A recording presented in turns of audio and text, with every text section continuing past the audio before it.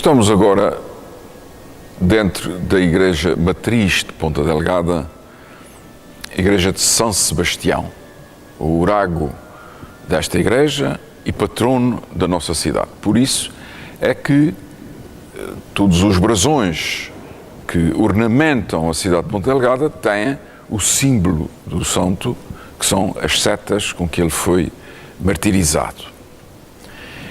Vamos começar naturalmente pela Capela Mor, a capela mais importante, cujo arco maior, que é este que aqui está, foi feito por um hábil entalhador dos Araújos da Ribeira Grande, que aliás faz esse arco e faz os dois altares que nós vamos estudar também num outro programa.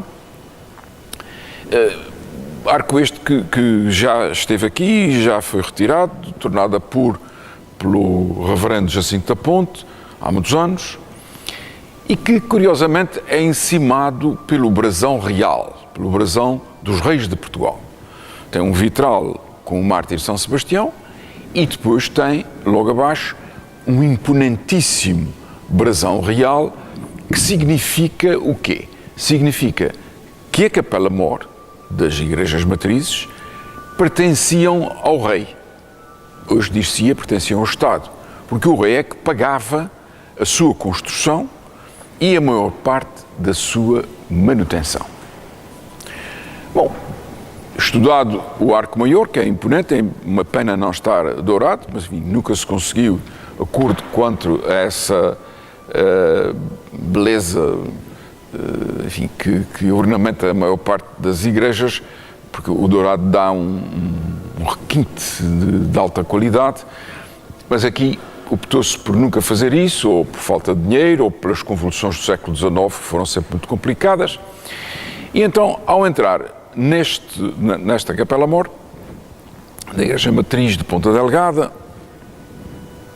a Matriz de Ponta Delgada, Igreja de São Sebastião, assim é que é, tecnicamente, nós vemos que esta capela dava para as capelas laterais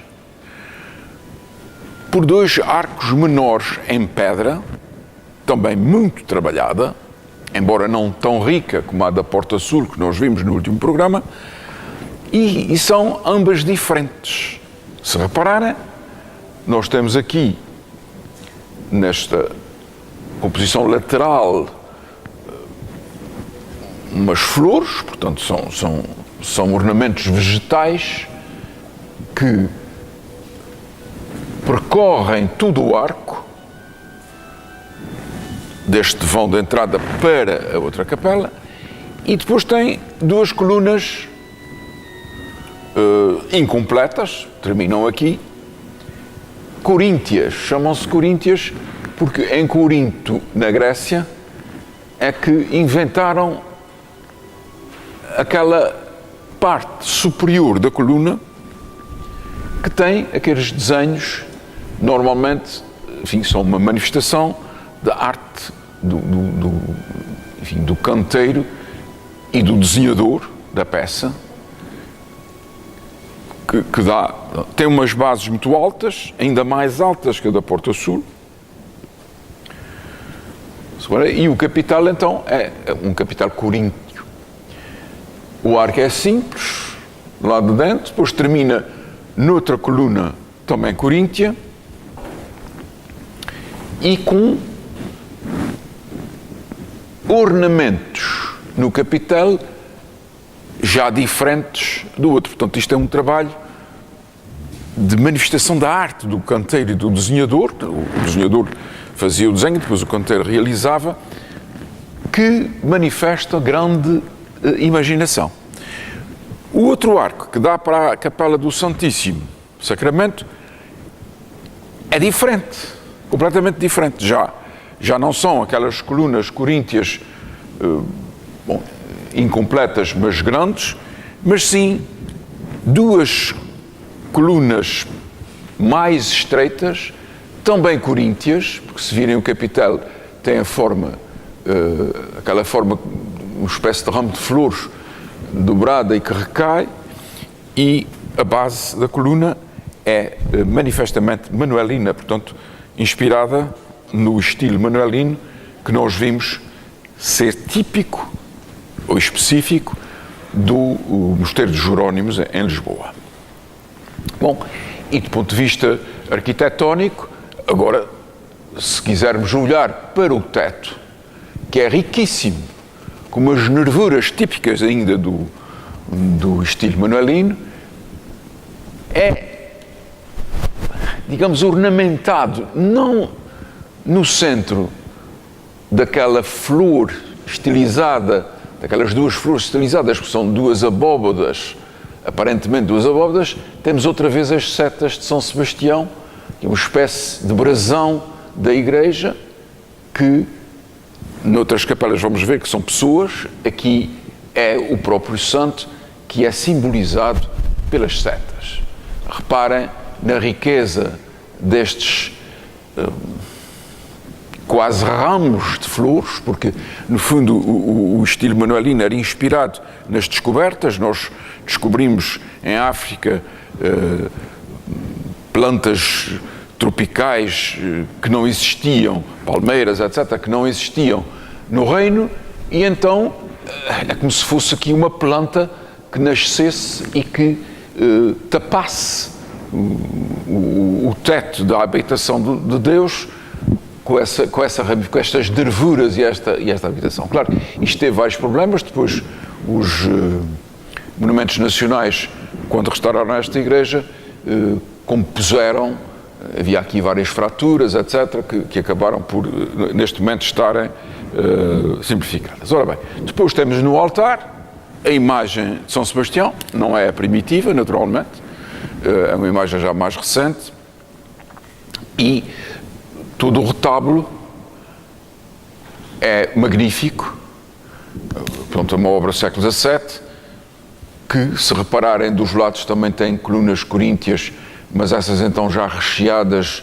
de animais e de plantas, enfim, que já não tem aquela forma lisa da coluna ali, mas são muito mais trabalhadas. Isto é uma obra de anos, não é? De grandes artistas. Embaixo, se nós subirmos aqui mais próximo do altar, nós temos figuras humanas também muito interessantes. São dois anjinhos, digamos, com uma travessa com frutos. Aqui está, para o altar. É uma figura estática, sem grandes movimentos, sem grande expressão no rosto. Se reparar, é uma figura fixa. E ali ao lado a concha. Aquela concha simboliza em quase todas as construções insulares o mar. O mar, porque, enfim, nós somos realidades, ilhas cercadas de mar por todos os lados. Daquele lado, nós temos mais figuras humanas, que neste caso são duas. Quase aquela está acordada, esta quase que está a dormir, não é? Mas são figuras também com travessas com frutos. Não está aqui uma noção, uma ideia de ofrenda. No fundo também as cerimónias religiosas têm muito de ofrenda a Deus das nossas, enfim, dos produtos da terra. E curiosamente, soube há muito pouco tempo que o padre Pedro Maria descobriu que a velha pintura que está coberta, infelizmente, por esta tinta branca ou cinzentada, pérola, está ainda por baixo. Todo este altar, esta riqueza incrível de trabalho barroco, era dourado. Isto era de uma imponência, isto era a matriz de Ponta Delgada, onde residiam as pessoas mais ricas da ilha. Naturalmente, a sua cidade, a sua igreja principal, estava toda coberta de ouro. As razões, enfim, o tempo, as dificuldades, transformaram este altar numa coisa mais modesta, mas que não esconde a riqueza dos pormenores e enfim, de toda a habilidade e engenho das pessoas que o desenharam e o fizeram. Fizemos a descrição da Capela Maior. Há alguns elementos aqui que são recentes, outros mais antigos. Sempre que há uma intervenção arquitetónica, como a dos monumentos nacionais que falei, a Dona Maria Luísa Constantino depois compôs e arranjou, a pedido do Sr. Padre José Ribeiro, enfim, aquilo que tinha que ser arranjado com o material estético que esta igreja tinha. Mas não vamos falar nisso agora, porque já falámos na composição. Temos aqui o cadeiral desta igreja, que é lindíssimo e que nós sabemos quem foi que o fez. Foi o mestre José de Fontes, o entalhador, em 1749, portanto, em pleno século XVIII, entre Dom João V e o Dom José, o Marquês de Pombal, em que havia muito dinheiro do Brasil, enfim, e faziam-se obras destas. Eu chamo a atenção para o cadeiral das mais importantes autoridades. Este cadeiral foi recolocado aqui, porque o lugar dele era mais abaixo. Naturalmente, do início, seria aqui, porque não estou a ver o cadeiral colocado naqueles arcos que eram abertos e agora estão entaipados. Mas reparem, na cadeira principal, que tem a coroa imperial portuguesa, com a concha, que matiza, como digo, todas as construções da expansão portuguesa, mas que também significa a fertilidade para a igreja. Reparem, o cadeiral de em cima tem as setas de São Sebastião, tem dois anjinhos com trombetas, enfim, a anunciar, este até tem a trombeta ao contrário, não sei o que é que significa, não sei se é erro, se é intencional, e aqui sentar-se-iam as grandes autoridades, quer eclesiásticas, quer do Estado. Se nós virmos a cadeira deste lado do Evangelho, é a mesma composição, o mesmo brasão imperial português, os anjinhos, aqui ambos com as trombetas ao contrário. O símbolo de São Sebastião. E é neste sítio que se senta o rei de Portugal, Dom Carlos, na famosa visita régia de 1901. É a coroa de glória desta igreja, receber o rei de Portugal. Aqui também foi recebido o Sr. Dom Pedro IV. Aqui entraram as mais altas autoridades nacionais e estrangeiras que visitaram Ponta Delgada e, portanto, há um quadro famoso em Santana que retrata a estadia do rei Dom Carlos quando lhe foi dedicado um solene Tedéu.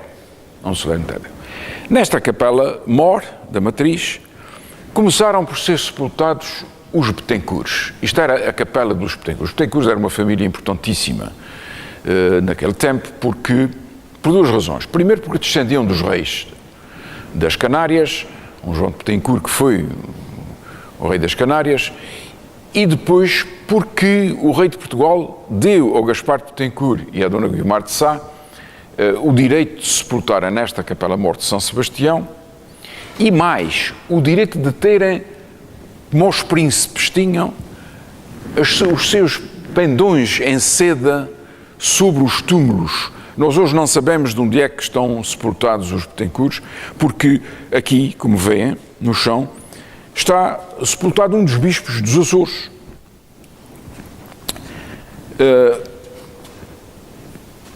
Aqui está a descrição, aqui jaz o nome dele. Ele era Costa, porque o que temos aqui é o brasão dos Costas, temos o chapéu episcopal e as costelas que simbolizam a família Costa em Portugal. Isto é de 1625, como se pode ver, e portanto aqui também se sepultavam as grandes autoridades religiosas, mas no princípio Aliás, o primeiro, o Gaspar Betancourt, não foi sepultado neste lugar. A Capela Mor da pequena ermida de São Sebastião era à entrada onde está a Porta Norte. Hoje talvez corresponda ao altar de São Roque, o tamanho e a localização. Mas depois, quando a mulher, quando foi construída a Igreja Grande em 1545, a mulher trasladou certamente os ossos para aqui e foi sepultada Dona Guiomar de Sá. Eles eram sobrinhos da primeira capitoa de São Miguel, da mulher do Rui da Câmara, o primeiro deste nome. Não tiveram filhos, ele deixou a capitania a um filho bastardo que tinha trazido da Madeira. A senhora, enfim, constituiu então um morgadio, mandou chamar o sobrinho e constituiu um morgadio que formou a família Muniz de Sá, uma das principais famílias de São Miguel no início do povoamento. Mas não é só a Guiomar de Sá e o seu marido, Gaspar Betancourt, que estão sepultados na Capela Mor da Igreja Matriz. Nem os bispos e as outras autoridades que aqui foram sepultadas. Jaz aqui nesta capela uma figura interessantíssima, chamada Margarida de Chaves. Margarida de Chaves foi uma matrona, uma mãe de família. Os filhos foram todos para padres e para freiras, não teve descendência direta. Quem existe são os sobrinhos.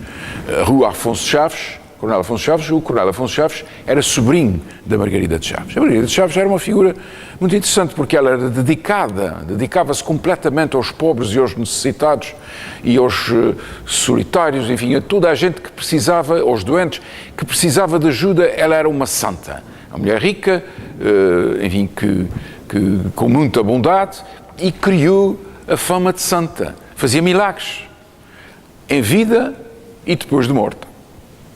Claro que quando ela faleceu, com fumos de santidade, ela foi sepultada ali, abaixo do Santíssimo. E vinham romarias de pessoas aqui pedir-lhe milagres, tocar-lhe nas pedras do túmulo, enfim, fazer orações, a pedir a intervenção, a intermediação de Santa Margarida de Chaves, como ela foi tratada já depois de morta. E o filho tentou a toda a força, o filho era padre, tentou a toda a força junto do Papa que a mãe fosse canonizada. E com tanta impertinência o fez junto do Núncio Apostólico em Lisboa, que um dia o Núncio disse: e não tenho dúvida que se a tua mãe teve que te aturar, ela foi uma santa.